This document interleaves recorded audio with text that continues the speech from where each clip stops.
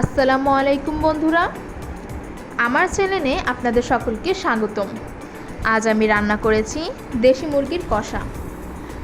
এই রেসিপিটা বানানো অনেক সহজ, খেতেও অনেক মজাদার।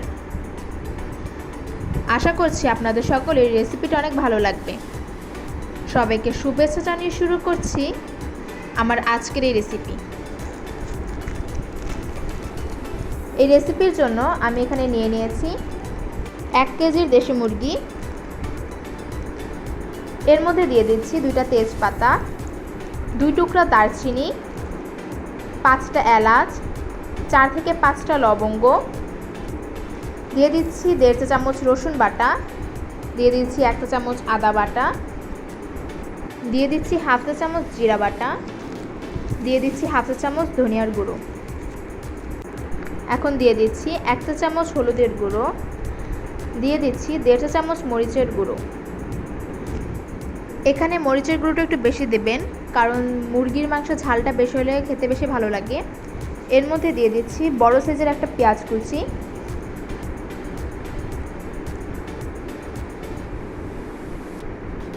দিয়ে দিচ্ছি টমেটো কুচি, দিয়ে দিচ্ছি স্বাদ মতো লবণ, দিয়ে দিচ্ছি খাঁটি সরিষার তেল। এখন সবগুলো উপকরণ ভালোভাবে মাখিয়ে নেব।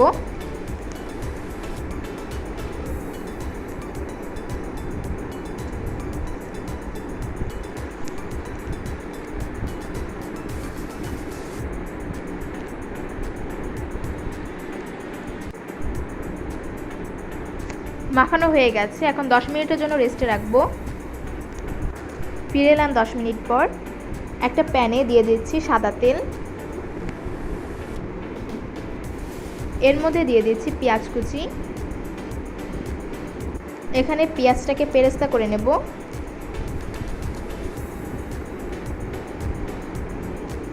পেঁয়াজ পেরেস্তা হয়ে গেছে।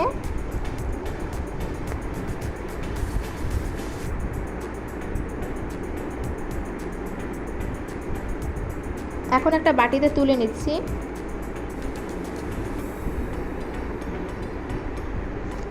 এখন ওই তেলে মাখিয়ে রাখা চিকেনগুলো দিয়ে দেব।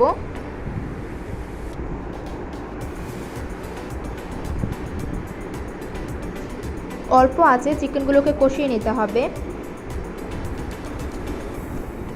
এর মধ্যে এক্সট্রা কোনো পানি দেওয়ার প্রয়োজন নেই, মাংস থেকে যে পানিটা বের হবে তা দিয়েই কষানো হয়ে যাবে।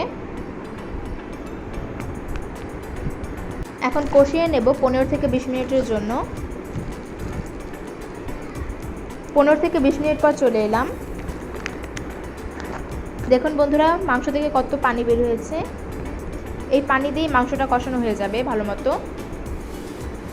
এখন একটু নেড়ে চেড়ে আবারও 2 থেকে 3 মিনিটের জন্য কষিয়ে নিতে হবে।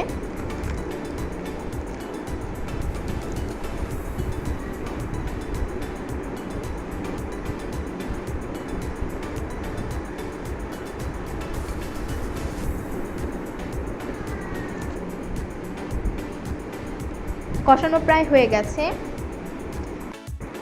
এখন নেড়ে চেড়ে আবারও 2 থেকে 3 মিনিটের জন্য রান্না করে নিতে হবে।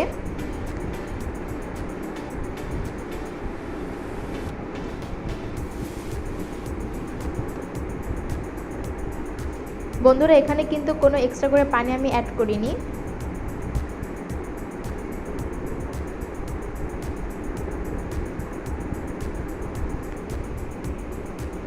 মাংসটা প্রায় রান্না হয়ে গেছে। এখন এর উপর দিয়ে পেঁয়াজ পেরেস্তাগুলো দিয়ে দেব।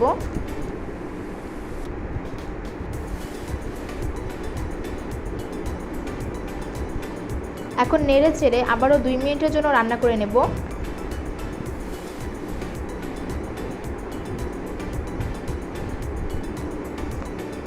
বন্ধুরা, আমার দেশি মুরগির কষা রান্না হয়ে গেছে। বন্ধুরা, আমার ভিডিওটা যদি আপনাদের ভালো লাগে তাহলে লাইক, কমেন্ট, শেয়ার করতে ভুলবেন না, এবং এই রেসিপিটা বাসায় বানিয়ে কেমন হয়েছে সেটা আমাকে কমেন্ট বক্সে জানাবেন। বন্ধুরা, আমার এরকম আরও রান্নার ভিডিও পেতে আমার চ্যানেলটা সাবস্ক্রাইব করে আমার পাশে থাকবেন। সবাইকে ধন্যবাদ।